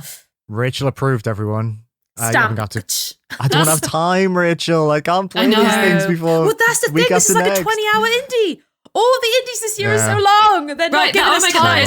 That is so true. So many of the games that I wanted to pick up, I was like, it's an indie. How long is it going to be? I'll get a couple more of these done before we do our Game of the Year. 16 hours. Okay, maybe I'll get one done. Great. Yeah. It's like, love it, but also, my God. They have their foot on our windpipe. Like, I feel like I've been gasping all this year. That's very Golden Idol. I've been gasping all this year from all the, like, really great indies has been out. Such an incredibly strong year for indies, and I can't wait to talk to you guys next week about the fact that 2024 stronger than 2023 for indies, even though 2023 was a very strong year for indies, and yet the conversation has been more muted, I feel. But we can dig into that. We can dig into that next time, because I don't want to. Yeah, nice teaser for next week. Yeah, I'm setting it up. Right, Rebecca, why don't you go next? I will go next because, I'm interested to know what Liam has worked around a glorious holiday in Mexico. But I was here. I was here in the cold. I was here unpacking my house. So what I played around that was I played Phoenix Springs, which is was one of the games that was in the Indie Cup that we all juried for last year. Was a very definite highlight for all three of us. Was one of my most anticipated indies of this year as a result. I've played it now. I'm currently trying to coordinate with my partner who really wants to play it to do a replay, because that is a game. It's a game you need to play twice. I mean, Rachel, you played it twice, right? Yeah. It needs a second playthrough, because the first playthrough, you're just like, what the fuck? Kind of yeah, exactly. It's just really what the fuck. You're just kind of stumbling around like, what is going on? And then like quite near the end, for me, it kind of started to fall into place. And then the game kind of just ends, right? It is a very abrupt, I wouldn't say it feels incomplete, but the point where it stops, it is one of those where you're just like, I want to start this again immediately and play it with the context of kind of knowing the broad. I don't think there's a lot of answers directly in the game, but you have the sort of outline of the story by the end. Yeah, you should. It's such a surreal game. You should talk about like what the premise is, because it's exactly. So it's kind of a detective game. I mean, like a lot of things that we get really attached to on this podcast, it's kind of detective-y. It starts out with a woman named Iris, who is a journalist. She's estranged from her younger brother. I played this like 2 weeks ago, so the name escapes me. I'm sorry. Leo, that's it. Yes. Leo. So she hasn't seen her younger brother Leo in years. She's got a lead on where he is. She finds out that he's kind of been to this university as a mature student, and so she starts digging around, like trying to reconnect with him. And the first half of the game, it's not a very long game. It's about 4 hours long. Mm-hmm. The first half of the game is kind of a fairly straightforward, like detective-y procedural, where she's following these leads, trying to find out. So Leo was living in the city, he went to this university, and then like where did he go after that? And it's really clear that some sort of like borderline apocalyptic, certainly dystopian thing has happened in this society, right? She goes to university, it's kind of abandoned, it's got, you know, squatters living in it, having all these like very high art raves, and she's just really struggling. It's like very difficult to extract information out of anyone, but it is quite a satisfying mechanic, the way you the only interaction you really have is putting ideas together in this game, which is a really cool way of like doing a simple but engaging indie detective game. The second half of the game, I almost don't even want to like go too far into it because it is so wild and so weird. Because at a certain point, she follows a lead to this desert town, or this, not even town, like a settlement. This like oasis settlement in the desert called Phoenix Springs. At which point you were like, where are we even? Because she sounds British, but she goes into this massive desert wasteland.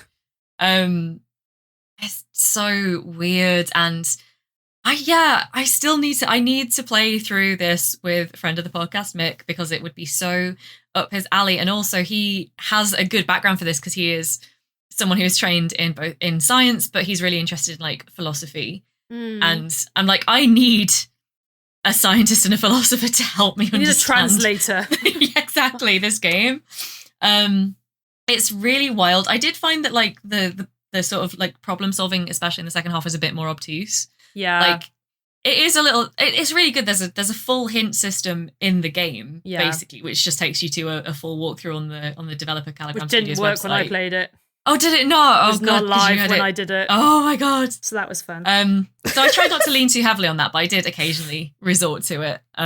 Just because there is a lot to interact with, and some very specific things that you need to do to advance the story at certain points.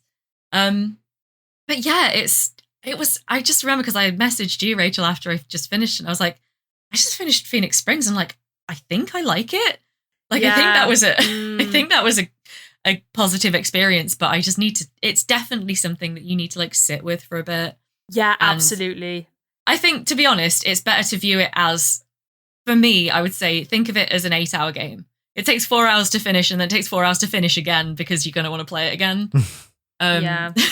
It's like the way it looks, like the visual design, the audio design, they are just really gorgeous. I also really appreciated that I was one of presumably a number of people who fed back the idea that there should be some sort of like ability to tweak the visual static down a little bit, and that is you available did say that, in the main release, which I'm really grateful for, because I think that it's a really beautiful art style, but the visual like effects were just a bit too much for me. So I was like, it's nice that you can. I think I turned it down to like the second lowest, and then that was really good. But it is just so. I think it is quite a difficult game to like, because it's surreal in a way in which it's artistic and poetic, but can also be communicated in quite a frustrating way. And so you're kind of playing this game being like, oh, this is kind of annoying, but you understand it's purposely. Like, there's no misstep here. The developers are communicating a certain pace to you. They're communicating. Exactly. I don't know what half the fucking characters are talking about, but a lot of the time. But that's intentional. It's kind of like its own object, and the way in which you kind of interpret what's happening some people will really like that. And I can see a lot of people being like, I wanted a detective game. I don't know what Yeah. this. I don't know. Yeah, what this I would is. say, yeah, you got to be prepared for quite a bit of density. So I think I liked it. I'm like you. I think I liked it. I think I liked it, but I liked what it was doing more than Interesting. actually playing it. I think. Like I was like, I respect their choices. absolutely. I think about it a lot, even though I finished it for the first time like 2 weeks ago. I just think that the way that the world was built, but the fact that you see a very narrow slice of it is really intriguing to me. And like, I'm not saying necessarily that I want more in that world, but it's just an interesting world to think about. And it's kind of, I'm not going to go too much into it, but it ties in quite a lot to what we've been saying for the whole episode about like not really having time to like sit with stuff, not having time to let it sink in. It's almost like 2024 was not a great year for Phoenix Springs to launch, but it is a really good game. If this game came out 10 years ago, you know, maybe if it came out 10 years from now, maybe it'll, you know, land better in a less cluttered and hectic kind of environment, because it needs so much for the small size of it. It needs so much space, right? Yeah, it does feel like its own little oasis that you may or may not enjoy. It works on so many levels, but it needs, I need more time with it. But I would say I recommend it if you want something quite weird and, you know, philosophical and has detective work in it, but don't expect like the resolution of a mystery to be, I think it is kind of spelled out, but then you got to think about it a lot more after that, you know? Yeah, it gets to the last 10 minutes and I was like, I don't know what the fuck is going on. And then after 10 minutes, I was like, oh, okay. I think I get it. Yeah. I think I understand. That's the feeling, right? At the end of it, you're like, oh, okay, yeah, I think I very much feel like I could draw the outline of it, but I couldn't fill in any details, which is so much why I want to play it again. Yeah. Like, so that's me. Phoenix Springs. Do recommend with some caveats. Which is the better divisive point and click game of the year? Phoenix Springs or Harold Halibut? I would say Phoenix Springs. Wait, do we have to choose between those Rich, two? you look like I'd pulled a lever and you'd fallen down a trapdoor there, Rachel. You looked like you just honestly just looked like you were just like ready for whatever consequence happened. I like them both the same. For different reasons. That in of itself is an interesting answer. I probably would actually put Harold a bit higher. I mean, I can see that. I think that's totally fair. Because I found Harold charming, and I did find some parts of Phoenix Springs grating, even though it's on purpose. But I actually quite liked Harold a lot. Well, not a lot. Oh. Okay, come on. Let's not say things we regret. It's just like, I know. I was like, don't lie on the podcast. Don't lie on the podcast. Liam, you honesty go. space. I came back from Mexico and it took us 28 hours door to door. And that was with everything going well. That's no delays. That was intended. We got back. I slept for like 12 hours. And on Sunday, I sort of like sat down in my chair and I was so jet lagged and I was so just exhausted from the journey. I just thought I need something easy to just wash over me. And the developers of Factorio, Whoop Software, had sent me a code for the Space Age expansion, which came out just before I went to Mexico. So I was like, yeah, I can fuck with a bit of Factorio. Let's go for it. I've played 10 hours, bearing in mind I've only been back in the UK for 4 full days. Wow. And I have been at work for most of that. A relaxing game. And you were like, this very intense factory building sim. Yeah. I didn't even turn the monsters off. I've got the monsters on. Oh my God. I was debating between playing Space Age or Satisfactory to sort of just like no life it when I came back anyway. So them sending me the DLC sort of felt like, okay, well, that's made that decision for me. I mean, I love it. It's absolutely still as good as it was. I couldn't really tell you what Space Age has introduced at the moment because 10 hours in, I'm basically still at the very start of the game. I don't think you really get to Space Age until like 60, 70 hours into a playthrough. But I'm kind of approaching this a little bit differently to how I normally do. Normally, I play Factorio in the sense, the way that I like challenge myself is I'm going to try and figure out how to do things efficiently. I'm going to try and work out the best way to do something. Otherwise, I'm not playing it right. But this time, I just thought, fuck it. I wouldn't do that if I was rewiring a plug socket. Like, I wouldn't just take a plug socket off and think I'm going to style this out until I figure out how to do it organically. So I've just been like reading Reddit threads, and I've been like watching tutorial videos about efficiency and about best build layouts. And it's sort of like has had the vibe of like learning something. Sort of feels like I'm learning a skill, pointless skill, no transferable skills whatsoever. But it has like a little bit of feeling of like, I used to be a developer like way back when, and it sort of like has hit against that same kind of like, or not hit against, but like tickled that same part of my brain that used to like complex code equations and like finding a solution to a challenging problem. But it's still good. I forgot just how nice it looks. I forgot how readable everything is. I really do like how, in comparison to other games like Satisfactory, the world does rally against you making it into an industrial wasteland. And I do like that the bugs attack you and you sort of have to defend your actions, and it sort of just make you think, okay, well, it's not really doing very good here. But yeah, playing this and watching the Game Grumps' Supermarket Simulator playthrough. So I'm kind of like doing Supermarket Simulator is still there in the periphery. It's still part of your life.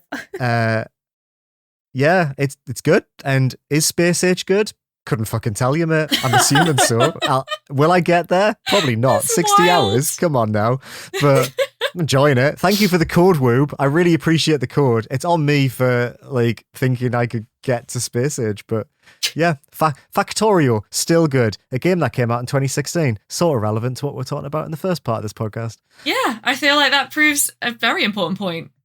What we were saying earlier. I'm always on the fence of like, right, do I play Satisfactory or Factorio? Which one do I start? And then I get analysis paralysis and I just don't play either. So maybe this will swing it for me. Yeah, that's fair.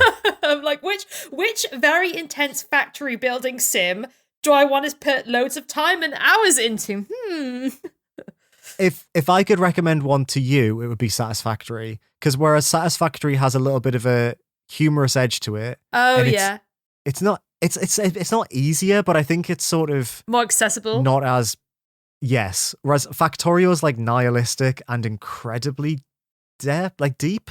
Ooh. And I just sort of feel like out of the two, Satisfactory has a bit of a more of a nicer vibe to it. It does look pretty. Yeah. Factorio looks it's pretty in its own way.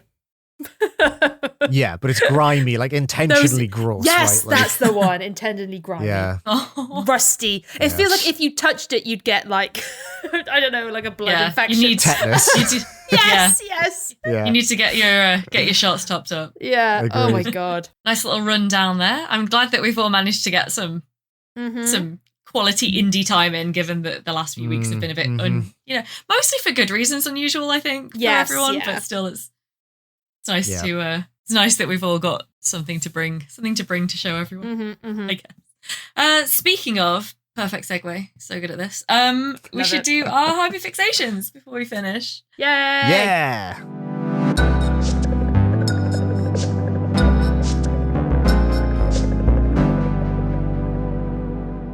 Right. Oh god, Liam, do you want to go first, or? Ooh, let's do reverse order. Is it? Yeah, I was like, let's go back, swap forward, around. then back. Yeah, I was like, I don't know. My whole organized brain just was like completely fell over there. I'm just going to let you in on how my brain works for a second, because that was really fun. My brain goes, right, you shouldn't say Liam because he was just talking. You shouldn't say Rachel because she went first last time. And you shouldn't say yourself because that's rude.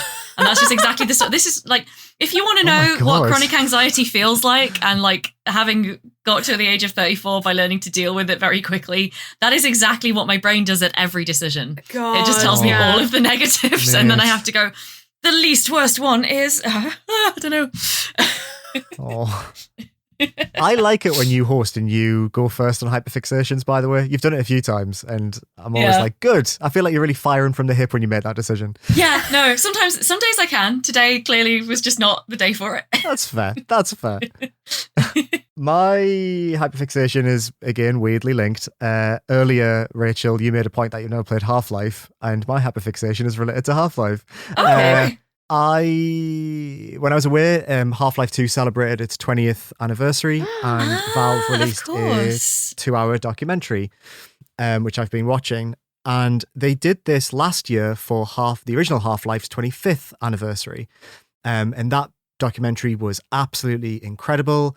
Both of these have been made by a company called Secret Tape, which is just a pseudonym for No Clip, the Danny O'Dwyer fronted documentary series. Yeah. Cool. So I guess Secret Tape is like we do these by commission, like they're not independent, so they use a different name.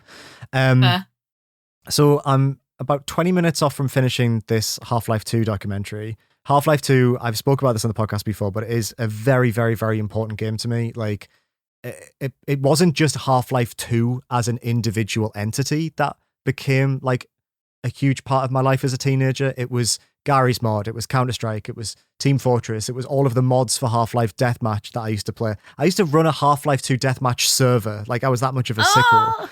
Wow, I love that. But and the two ways that I'm loving this documentary is, one, as a Half-Life 2 fan, this is a treasure trove of information. And as much as like Valve has some issues, and I absolutely will be one to criticize Valve when they, for some of their practices and decisions. But as a company, like when they decide to do something, they just fucking put their whole heart into it. Like, and they really did just say, yeah, let's just lay everything bare about the development of this game. And there's so much information in this that has never been revealed before. They speak earnestly about Half-Life Episode 3. Aww. And they literally just say, yeah, we never made it because we just made Left 4 Dead instead. Like, we didn't want to make Half-Life 3, so we just made Left 4 Dead. Love and it's that. like, there's a bit in it where Gabe Newell, who does all the interviews in his shorts on his boat. Oh my God. Like, wow.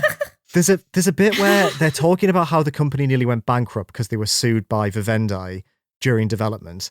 And they were like trying to like Vivendi was so aggressive in this lawsuit. They were trying to personally bankrupt Gabe and his wife at the time, which is just like such a shitty move. Wow. And Gabe is like talking about how he was about to go personally bankrupt. The company was about to go personally bankrupt, and he had to sell his house to fund the end of development and keep everyone, employed. And they were trying to shield the employees from this. And Danny like chimes in and says, how anxious did that situation make you? And Gabe goes, oh, I don't really feel anxiety.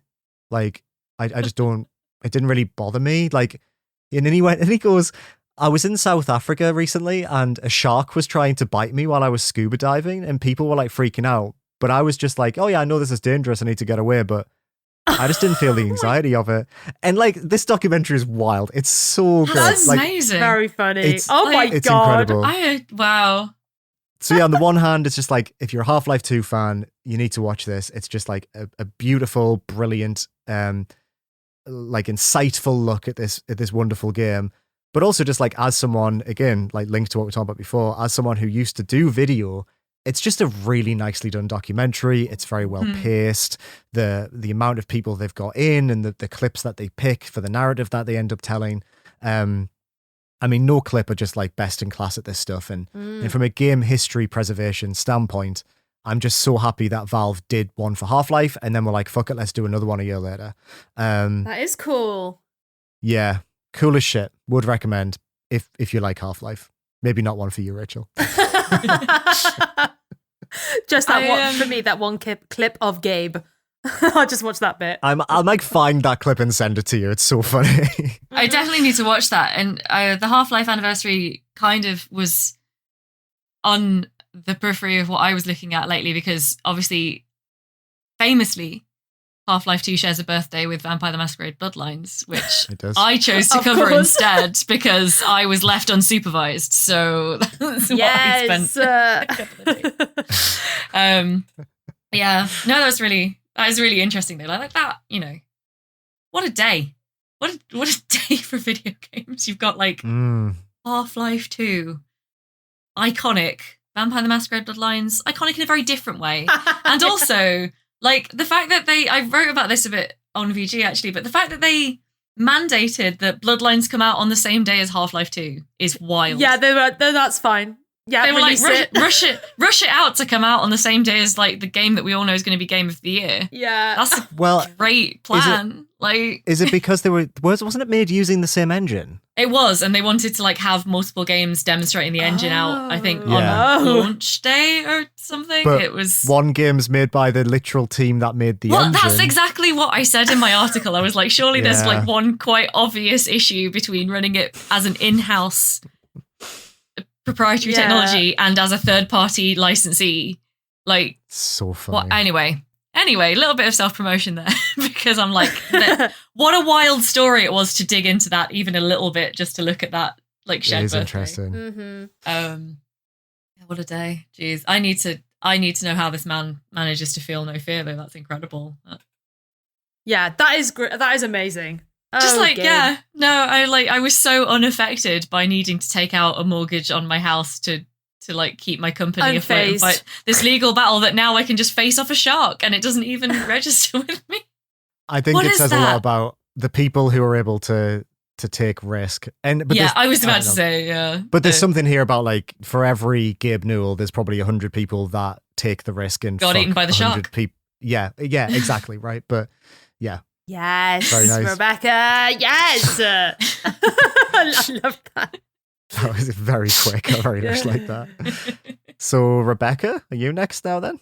Yeah, sure, I'll go next. I'd probably be quite quick with this. Another thing that I did while I was on my little holiday a week or so ago, I read the sequel, the recently released sequel that came out in September, to one of my favorite books of recent years.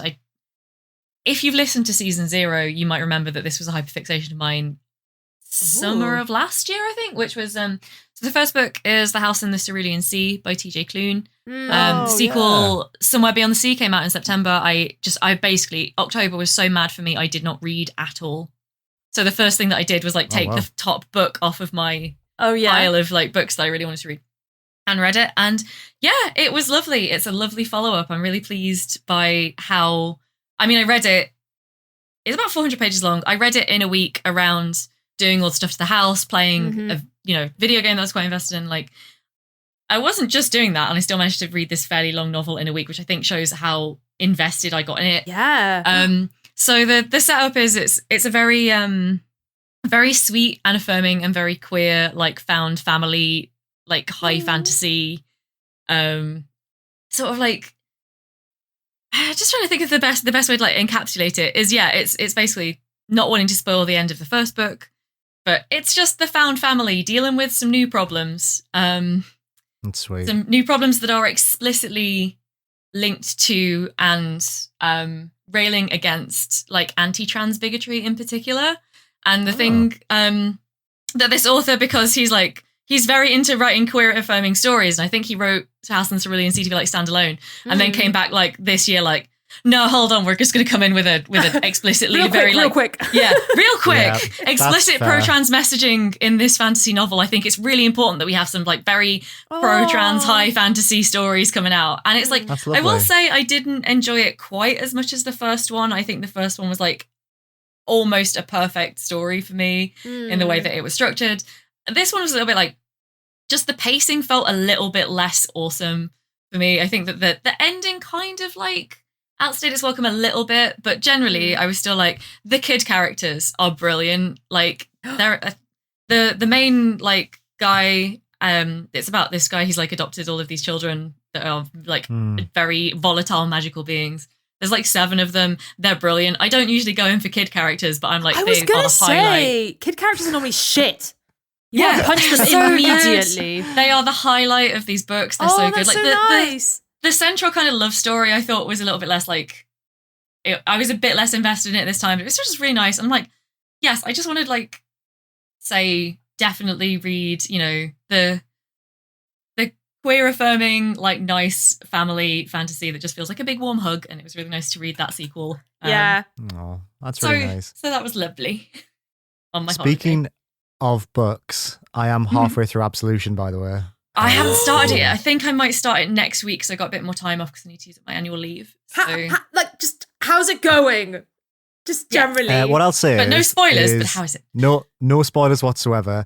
I'm halfway through. I went in really skeptical. I fully was of the impression that this did not need to exist, and I was going to hate it.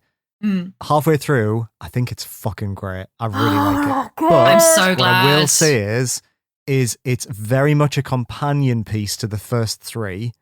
And I wouldn't go in expecting it to be anything other than that. Like, I don't feel like it's going to answer anything. Indeed. And someone on the Discord, I can't remember their name, but they did say they weren't really gelling with the books because they felt like it just kept bringing up more questions than answers and it was more vibes based. I actually like that about the books. That's what I really liked about them.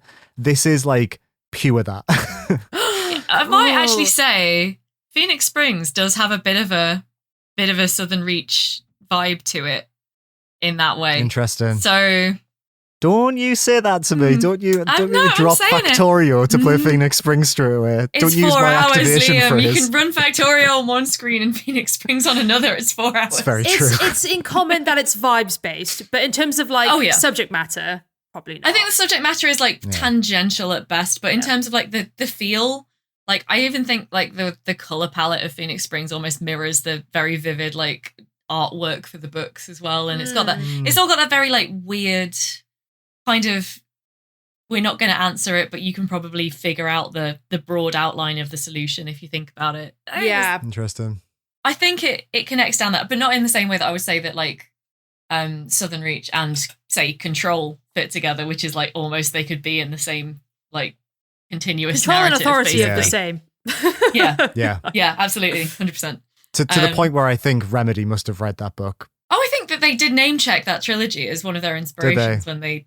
I'm sure I've read that about Control somewhere. They must have. Even if they didn't, I think it makes sense that. Apologies for derailing us massively. Rachel, what is your hyperfixation? So my hyperfixation, a little bit of setup. When we were in Manchester, we were at an Airbnb and we were flicking through the TV channels. I didn't know what any of them were. I guess it was all American stuff. I didn't really understand.